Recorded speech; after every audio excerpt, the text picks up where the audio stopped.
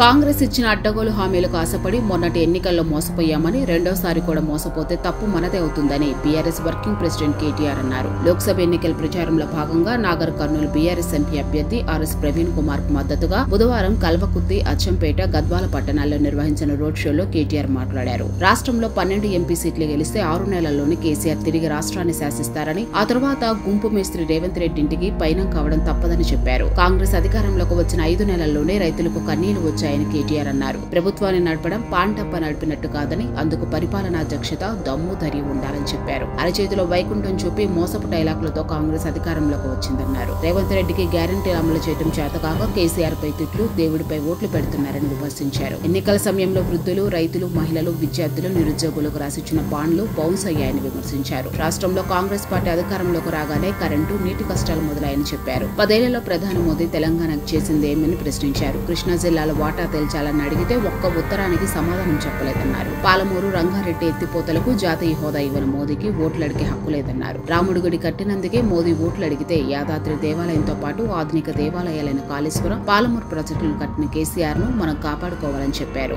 తెలంగాణకు కేసీఆర్ శ్రీరామ రక్ష అని, ప్రశ్నించే గొంతుకును గెలిపిస్తే అన్ని పనులు అవుతాయని పేర్కొన్నారు. ఆయా రోడ్ షోలో గద్వాల ఎమ్మెల్యే బండ్ల కృష్ణమోహన్ రెడ్డి, అచ్చంపేట, కల్వకుర్తి మాజీ ఎమ్మెల్యేలు గువ్వల బాలరాజు, జైపాల్ యాదవ్ తదితరులు పాల్గొన్నారు.